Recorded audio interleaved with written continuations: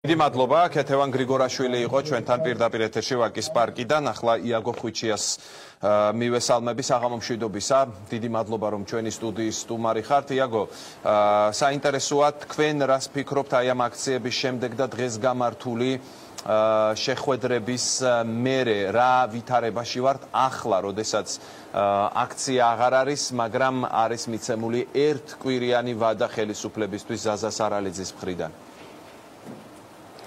მოგესალმები გიორგი, მოგესალმები ჩვენს მაყურებელს.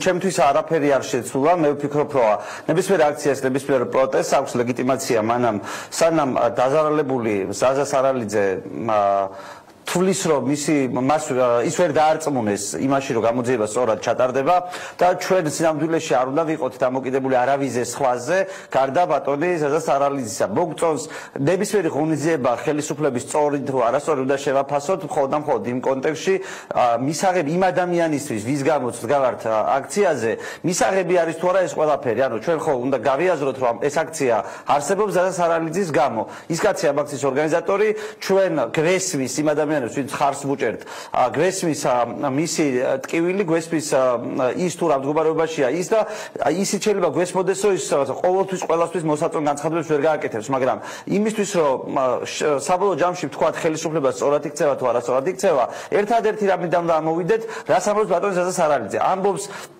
კმაყოფილია თუ უკმაყოფილოა. კი ბატონო, აი რაც შეეხება პროცესს, რომელიც ასევე მიდის, ხო? ეს არის საგამოძიებო კომისიის შექმნის საკითხი და მთავარ პროკურორთან დაკავშირებით. აი თქვენი შეხედულება ამ ორ საკითხზე არის საინტერესო ჩემთვის.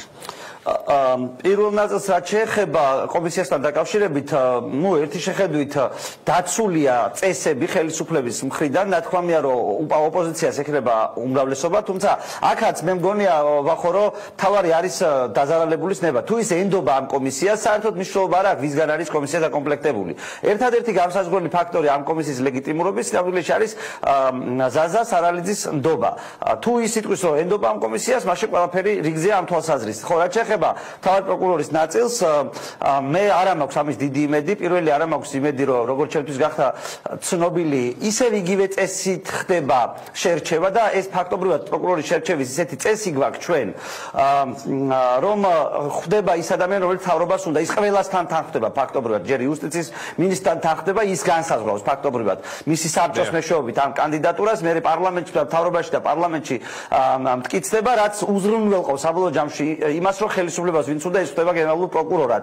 აქეთ და თან რაც ყველაზე მნიშვნელოვანია ჩემთვის პირადად მე ზამნაწუხებს ეს საკითხი, კიდე რამ აძლევს ამ პროცესის ერთ-ერთ არგუმენტს უნდობლობისთვის, ის რომ ამ უნივერსიტეტში აქ ამ პროცესში არ არის მოწვეული ჩემი უნივერსიტეტი, სადაც მე ლექციას ვკითხულობდა, სადაც უამრავი სისხლის სამართლის სპეციალისტი და ადამიანის უფლებათა დამცველი უამრავი პატიოსანი ადამიანი და კვალიფიციური ადამიანი მუშაობს და რომელთა ჩართულობა მე წარმოვიდგინოთ ჩვენება მათი ჩართულობის გარეშე ისედაც ცოტა დელეგიტიმირებული პროცესის ლეგიტიმაცია და რაღაც თვალსაზრისით მგონია რომ ადგილი აქვს გამორიცხვას იმ ადამიანების რომელიც ნამდვილად არ უნდა იყვნენ კანდიდატები ან არ ფლობდნენ ინფორმაციას ამ პროცესის შესახებ. იდეა რაში მდგომარეობს, ხო? ანუ აი მთავარ პროკურორის საკითხთან დაკავშირებით ოპოზიციური ფლანგი და რომ აი მოდი წავართვათ ხელისუფლებას ეს თანამდებობა საზოგადოებრივი ზეწოლის შედეგად და აქ აქციების მნიშვნელობას უსვამენ ხაზს. აი გაიმართა საპროტესტო აქცია და წავიდა მთავარი პროკურორი, რომელიც არსად წასვლას არაპირებდა, ხო? ეს ამ ზეწოლის შედეგად შესაძლებელია თუ არა, რეალისტურია თუ არა, რომ აი შოთაძე კი გაუშვეს, მაგრამ მთავარი პროკურორიც დაინიშნოს არა იმ ხაზით, რომელიც თქვენს ამბობთ, რომ ხელისუფლებას ვინც უნდა ის ხვდება იქო საბოლოო ჯამში. ამ ხაზით კი არა, არამედ რაღაც სხვა მოდელის მიხედვით, რაღაც სხვა ვინმე სხვა მოხდეს, არა ის, ვინც ხელისუფლებას უნდა. ეს არის თუ არა რეალისტური? ვახო, იცით რა შეა საქმე?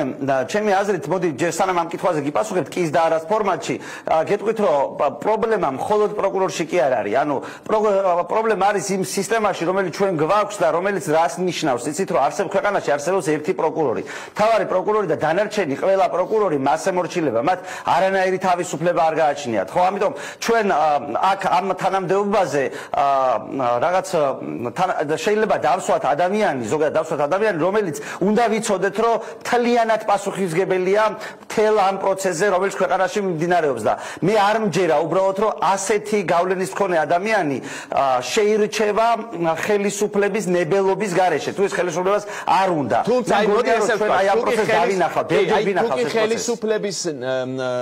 ხელისუფლების ნებელობის გარეშე, აი თუ კი ეს მოხერხდება იქნება თუ არა ეს წარმატება, იქნება თუ არა თქვენი აზრით ეს წარმატება და შემდეგ უკვე მიპასუხეთ იმ შეკითხვაზე, ეს შესაძლებელია თუ არა საერთოდ ამ საზოგადოებრივი ზეწოლის ფონზე. მოდით ესე ვთქვა, თუ შესაძლებელი გახდა ისეთი პროკურორის დანიშვნა, რომელზედაც საზოგადოებრივი საღი აზრის დონეზე საზოგადოებისთვის გასაგები გახდა, რომ ეს ადამიანი არ არის სისტემის ნაწილი და არ შეასრულებს ბრმად ყველაფერს, რასაც სისტემა დაავალებს, თუ ასეთი ადამიანი გახდა გასაგებია, რომ ამ კონკრეტულ პროტესტ აქციას ექნება კონკრეტული შედეგი. ეს იქნება ძალიან კარგი შედეგი. უბრალოდ მე ამის არ მჯერა, იქიდან გამომდინარე ვახო, რომ დანიშვნის წესი, ერთი არგუმენტი ეს მაქვს, რომ დანიშვნის წესი უბრალოდ ისეთი გართულებულია, რომ ყველასთან თან ხდება კანონით, დაწყებული იუსტიციის მინისტრიდან დამთავრებული მთავრობით და პარლამენტით, პირველი და არავინ არ გაუშვებს ამ ძალაუფლებას ხელიდან, იმიტომ რომ უზარმაზარ ძალაუფლებას ფლობს დღეს გენერალური პროკურორი ფაქტობრივად, ამიტომ ამისი არ მჯერა და მეორე თვითონ პროცესს უყურებ და პროცესში აი გაფილტრა ხდება ადამიანების ისეთი ადამიანების, რომლებიც რომელსაც ყველაზე მაღალი ნდობა აქვს თავისუფალ უნივერსიტეტს ამ წუთას ერთ-ერთი ყველაზე მაღალი ნდობა აქვს სინამდვილეში, რომ ის არ გაატარებს მისი წარგზავნილი კანდიდატი არ გაატარებს თვალდახუჭული ხელისუფლების ნებას. ამიტომ მე არაფერი არ მიმანიშნებს ამ წუთას, რომ ასე წავა პროცესი, თორე თუ ცხადია, რომ ასეთი ადამიანი შეირჩევა, ეგ იქნება წინ გადადგმული ნაბიჯი ცხადია. დიდი მადლობა იაგო ხვიჩიას, ის პირდაპირ ჩაგვერთო ჩვენი მეორე სტუდიიდან. ახლა ქართულ ოცნებას მოусმინოთ, გია ვოლსკი უპასუხებს ჩვენ შეკითხვებს, მე მას